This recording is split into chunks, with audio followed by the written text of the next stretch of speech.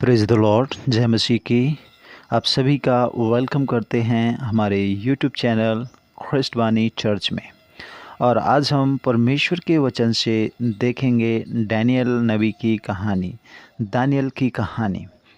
और इस कहानी में आगे बढ़ने से पहले यदि आपने हमारे चैनल को सब्सक्राइब नहीं किया है तो सब्सक्राइब करें और बेल को ऑल पर ज़रूर करें, ताकि हमारी हर एक वीडियो की नोटिफिकेशन आपको कंटिन्यू मिलती रहे। तो आज हम इस कहानी में बताने जा रहा हूँ कि एक ऐसे व्यक्ति जिसका नाम हम सब जानते हैं और हर जगह उस नाम को हम लेते हैं, उसका नाम है दानियल। और दानियल के बारे में जो गुलाम था, उसके साथ साथ हम दानियल के 3 दोस्तों के बारे में भी जानेंगे जिनका नाम शद्रक, मेशक, अबेदनगो था और ये भी गुलाम ही थे। इस कहानी में हम यह जानेंगे कि कैसे यह चारों लोग गुलामी की अवस्था में रहने के बाद भी परमेश्वर के वचन के अनुसार अपने जीवन को जीते हैं। इन सारी बातों को आज इस लेख के माध्यम से, इस अध्ययन के माध्यम से, इन वचनों के माध्यम से मैं आप तक पहुंचाने जा रहा हूं। इसलिए आप इस अध्ययन को ज़रूर पूरा सुने, स्किप मत करें, ताकि आप इन बातों को अच्छी रीति से समझ सकें। तो आइए हम बढ़ते हैं कहानी में आगे और सर्वप्रथम हम देखेंगे कि दानियल कौन था। दानियल एक यहूदी युवक था जो कि एक बहुत ही अच्छे परिवार से था। उसका संबंध यहूदी राजघराने से था, परंतु अब दानियल बेबीलोन में एक गुलाम था। उसे एक विशेष परीक्षण के लिए चुना गया था और बाद में वह उस देश की जो है सरकार का सबसे बड़ा अधिकारी भी बन गया। वह अपने निजी घर से बहुत दूर था, परंतु वह अपने परमेश्वर को प्रेम करने और उसकी सेवा करने से कभी नहीं चूका।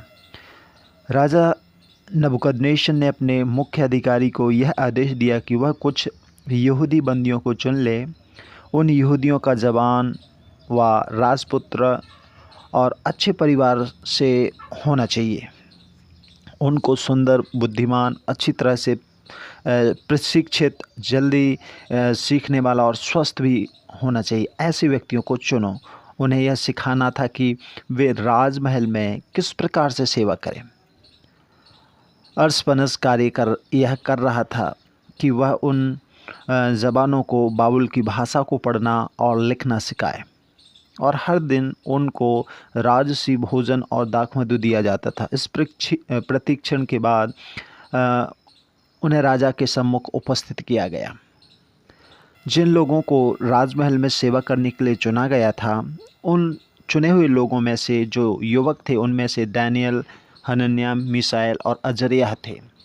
वे सभी यहूदी थे और राजा के मुख्य अधिकारियों ने दानियल और उनके मित्रों को नए नाम दिए। दानियल का नाम बदलकर बेलशस्सर, हनन्याह का नाम बदलकर शद्रक, मिसाएल का नाम बदलकर मेशक और अजर्याह का नाम बदलकर अबेदनगो रख दिया।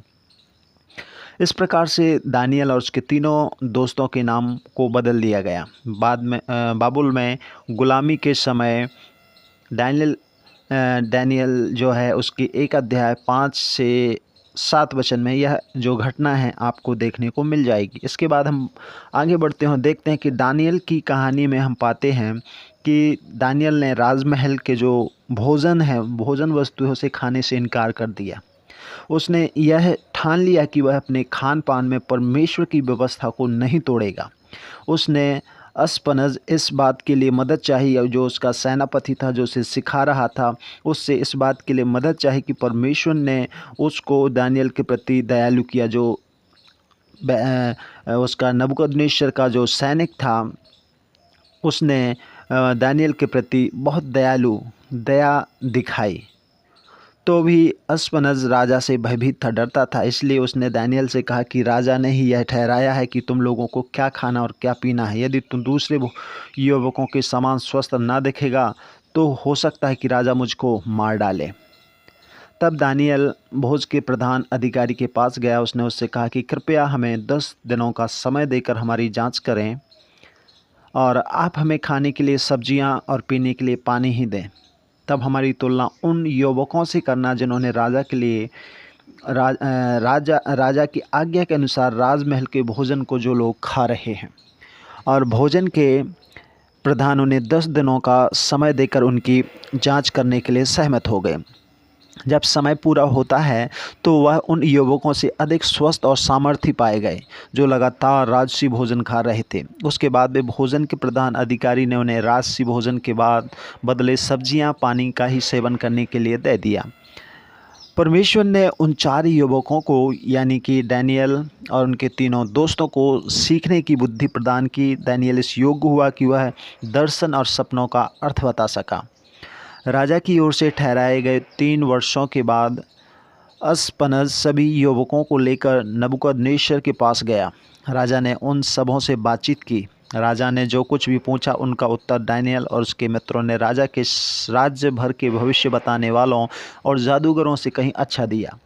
इस प्रकार डैनियल राजा के महल में ही रह गया। डैनियल 1 अध्याय 8 से 21 वचन में यह घटना हमें मिलेगी।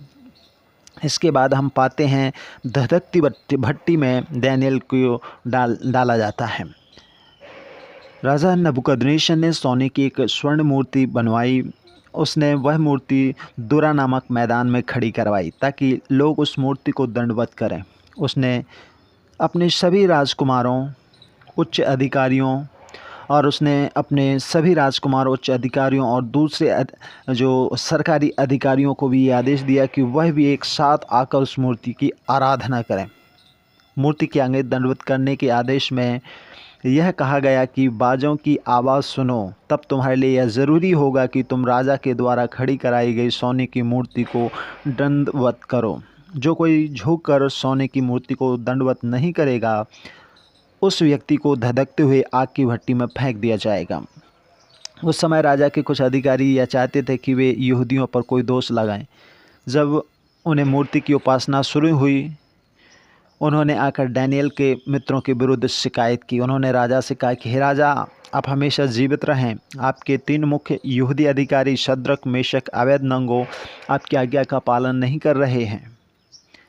वे आपके देवता की उपासना नहीं कर रहे हैं, अर्थात जो सोने की मूर्ति आपने खड़ी कराई है उसे वे झुककर दंडवत नहीं कर रहे हैं। राजा ने शद्रक, मेशक, अबेदनगो को बुलाकर उन्हें यह आज्ञा दी कि वे उस मूर्ति की उपासना करें, परंतु बाइबल दर्शाती कि उन्होंने राजा की आज्ञा का इनकार कर दिया। उन्होंने राजा को उत्तर दिया कि हे राजा, जिस परमेश्वर की हम सेवा करते हैं वह इस योग्य है कि हमें आग की भट्टी और आपके सामर्थ्य से यदि वह चाहे तो बचा ले, परंतु यदि वह ना भी बचाए तो भी है राजा, आप इस बात को अच्छी तरह से जान लें कि हम आपकी मूर्ति को दंडवत नहीं करेंगे। जो सोने की मूर्ति आपने खड़ी कराई है हम उसके सामने नहीं झुकेंगे। तब राजा का मुँह क्रोध से लाल हो गया। उसने अपने लोगों को यह आज्ञा दी कि उस आग की भट्टी को और तेज़ धधकाए। उसने अपनी सेना के सबसे शक्तिशाली पुरुषों को यह आज्ञा दी कि वे उन तीनों को बांधकर धधकते हुए आग की भट्टी में फेंक दें। तब उन्होंने कपड़ों सहित उन्हें बांधकर आग की भट्टी में फेंक दिया। वह भट्टी इतनी गर्म थी कि उस आग से वे सैनिक भी जलकर मर गए जो उन्हें भट्टी में डालने गए थे। शद्रक, मेशक, अबेदनगो आग में गिर गए। तभी अचानक राजा नबूकदनेस्सर आश्चर्य से उछल पड़ा और उसने अपने अधिकारियों से पूछा, क्या हुआ? हम लोगों ने 3 पुरुषों को आग में बांधकर नहीं फेंका था? राजा के अधिकारियों ने राजा को उत्तर दिया, हाँ राजा, हमने ऐसा ही किया था, परंतु अब मैं 4 पुरुषों को आग की भट्टी में घूमते हुए देखता हूँ। वे ना तो बंधे हुए हैं और ना ही जल रहे हैं। चौथा पुरुष तो स्वर्गदूत के समान दिखाई पड़ता है। तब राजा नबूकदनेस्सर उस आग की भट्टी के दरवाजे पर जाता है और उसे पुकार कर कहता है कि हे सर्वशक्तिमान परमेश्वर के सेवकों शद्रक, मेशक, अबेदनगो, बाहर आ जाओ। और वे उसी समय बाहर निकल आए। उन तीनों पुरुषों को देखने के लिए सभी राजकुमार, प्रधान अधिकारी जमा हुए और उन तीनों पुरुषों को आग से कुछ भी नुकसान नहीं पहुंचा। इसके बाइबल दर्शाती है कि उनके बाल भी नहीं जले थे, आग भी नहीं, कपड़े भी उनके आग से नहीं जले हुए थे, उनमें आग से जलने की कोई गंध भी नहीं थी। तब राजा ने कहा, शद्रक, मेशक, अबेदनगो का परमेश्वर धन्य परमेश्वर है। उसने अपने स्वर्गदूत को भेजकर इन सेवकों को बचा लिया है जो उसकी सेवा करते हैं और उस पर विश्वास रखते हैं। उन्होंने मेरी आज्ञा को न मानकर अपने जीवन को संकट में डाला, परंतु उन्होंने अपने परमेश्वर को छोड़कर दूसरे किसी भी ईश्वर को दंडवत करना मंजूर नहीं किया। राजा ने कहा, यदि कोई मेरे राज्य में कोई भी इनके परमेश्वर के विरोध में बोलेगा तो उसे चीर डाला जाएगा, उनका घर नष्ट कर दिया जाएगा, क्योंकि कोई भी दूसरा ईश्वर इस प्रकार से बचा नहीं सकता। और तब राजा ने अपने राज्य बेबीलोन में शद्रक, मेशक, अबेदनगो को ऊंचे पदों पर नियुक्त कर दिया। सो प्रभु आप सबको बहुत बहुत आशीष दे इस कहानी के द्वारा। आपको यह डैनियल की कहानी कैसी लगी आप हमें कमेंट करके ज़रूर बताइए। God bless you all of you.